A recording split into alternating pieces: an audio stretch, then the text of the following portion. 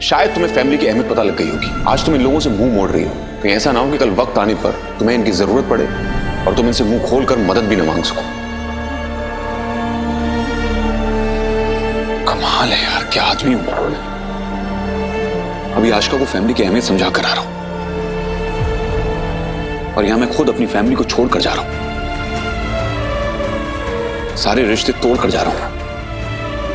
नहीं समझ में आ रहा ना मुझे कि मैं क्या करूं। इस वक्त जो मुझे सही लग रहा है मैं कर रहा हूं। मैं जानता हूं मैं सारे रिश्ते तोड़कर जा रहा हूं, लेकिन आज यहां पर अगर मैं एक रिश्ता बना पाया तो सुकून से जा पाऊंगा, बेफिक्री के साथ।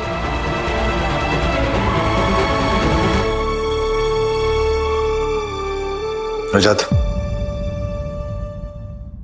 हाय, कैसे हो? मैं ठीक हूं, बैठो। तुम कैसे हो? कंफ्यूज हूं। अब तुमने अचानक से मिलने के लिए बुलाया है तो कोई खास वजह ही होगी, तो कहो। मैं क्या बोल रहा हूँ, सुनना। हाँ। इतना ही प्यार अगर करती है तो सुनना, थोड़ी सी शादी कर लेते हैं। देख, मंदिर भी पास में ही है। हाँ, मेरे सपनों का राजकुमार तो तू ही है ना। तेरे लिए तो मैं अपने पति को, अपनी बच्ची को छोड़ के यहाँ आ जाऊंगी। छोड़ना भी चाहिए। और अब जहां भवी को देखते ही अपनी टूटी शादी और घर याद आता है रजत को, वहीं भवी देखता है कि आज रजत बिल्कुल कंफ्यूज्ड दिख रहा है। कोई तो बात जरूर है। सबसे पहले तो थैंक यू कि मैंने तुम्हें इतने शॉर्ट नोटिस पे बुलाया और तुम आ गए। मुझे तुमसे कुछ जरूरी बात करनी थी। हाँ, करो ना। All good. अकेले आए हो, सभी नहीं है? अकेले बात करनी थी तुमसे, तो सोचा अकेले आ जाता हूं। वो मुझे तुम्हें थैंक यू और सॉरी बोलना है। सॉरी और थैंक यू की वजह?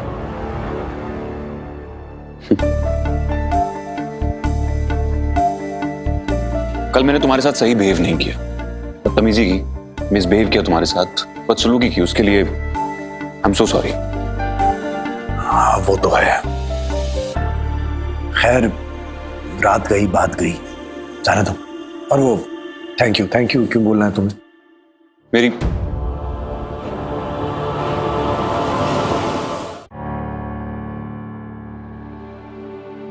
मेरी बीवी का साथ देने के लिए। तुमने और सभी ने मिलकर लकी का केस सॉर्ट किया और मुझे ये जो अवार्ड मिला है वो तुम दोनों की वजह से मिला है, तो उसके लिए थैंक यू सो मच। जिस अवार्ड के लिए तुम खुश ही नहीं हो, उसके लिए थैंक यू क्यों बोल रहे हो? और अब जो बात भवी बोला है वो 100% सही है।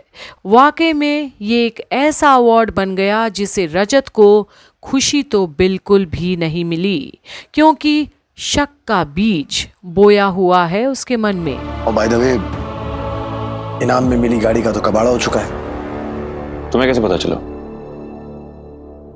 सभी ने बताया। खबर का क्या है, कहीं ना कहीं से मिली जाती है।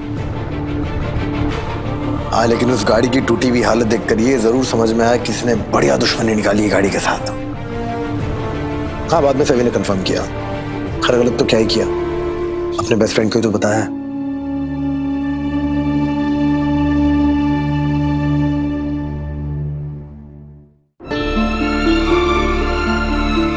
सही बात है, अपने बेस्ट फ्रेंड को तो बताया। एक्चुअली मुझे बात सभी के बारे में ही करनी थी। सभी बहुत लकी है कि उसके पास तुम हो। I mean, तुम्हारे जैसा बेस्ट फ्रेंड है। पर भवी भी अनजान है रजत आखिर बोलना क्या चाह रहा है। तंज कस रहा है या खुश है उसकी दोस्ती से। हाँ, मतलब तुम उसे हमेशा हंसाते रहते हो, कितना ख्याल रखते हो उसका। दो जिस्म एक जान। I mean, दोस्ती पक्की है तुम्हारी, है ना? हमेशा सेम पेज पर रहते हो। और हम दोनों, हमारी तो किताबें ही अलग हैं। पानी और तेल मिलकर एक हो सकते हैं, लेकिन हम कभी नहीं। मैं और सभी नदी के दो किनारों की तरह हैं, जो साथ होकर भी साथ नहीं है। कितनी अलग है वो। उसको सबको माफ करना आता है और मुझे सिर्फ झगड़ा करना। उसको जिंदगी में आगे चलना आता है और मुझे पुराने वक्त की जंजीरों को पैरों में बांध कर घूमना। हम दोनों कितने अलग हैं, लेकिन तुम दोनों very similar. I think she deserves better than me, somebody like you। और जहां रजत अब धीरे धीरे स्पष्टता के साथ सवी और अपनी जिंदगी के बारे में आज भवी को बता रहा है, वहीं भवी भी असमंजस में तो है पर समझाता है। एक बहुत पुरानी कहावत है रजत, ऑपोजिट अट्रैक्ट्स। क्या पता यही एक वजह है कि तुम दोनों साथ में हो, है ना? वो क्या है कि हम पास में तो हैं, साथ में नहीं है।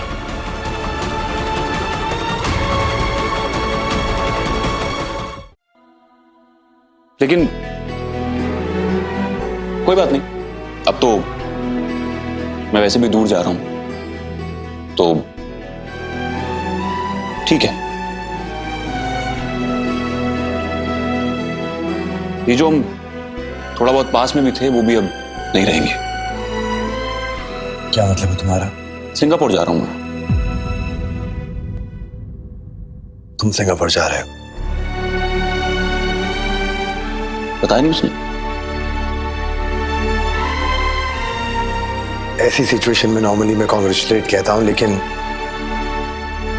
मुझे समझ में नहीं आ रहा कि मैं क्या कहूं तुम्हें। ये क्या है कि ये ऑफर हर कोई लेने के लिए राजी होता नहीं, खास करके तुम जैसा फैमिली मैन। तो और अब भी भवी को ये नहीं समझ आती कि रजत का इशारा आखिर किधर है, क्योंकि उसने कभी ये एक्सपेक्ट ही नहीं किया उससे। सवी तो गुन गाते नहीं थकती रजत की। फैमिली के लिए ले रहा हूं। मैंने बहुत सोचा, पहले मेरे पास जब ये ऑफर आया तो मुझे लगा कि ये ऑफर मुझे लेना चाहिए कि नहीं लेना चाहिए। फिर मुझे लगा कि नहीं, अपनी फैमिली के लिए डिसीजन लेना बहुत जरूरी है। मुझे पता नहीं ऐसा क्यों लगता है कि मेरी फैमिली मेरे बिना ज्यादा खुश रहती है, पर ये वन ऑफ द रीजन है।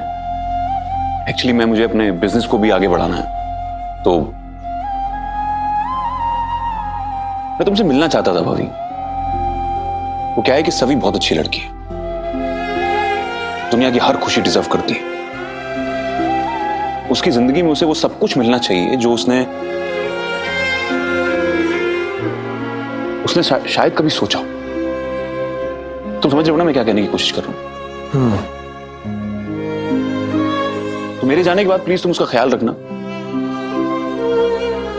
उसे कभी अकेला मत महसूस होने देना। कभी डिनर पे, कभी कॉफी पे मिल लेना। बस उसे अकेला मत महसूस होने देना।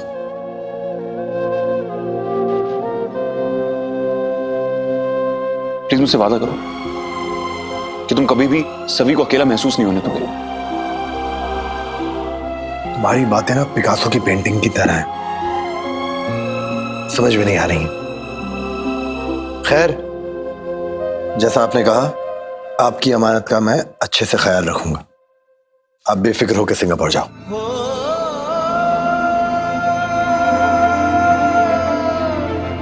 ये अमानत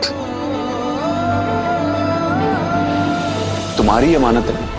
पर अब भवी वादा तो करता है रजत से, पर उसकी अमानत का मतलब साफ समझ नहीं आता उसे भी कि कहना क्या चाहता है रजत। क्या मतलब है?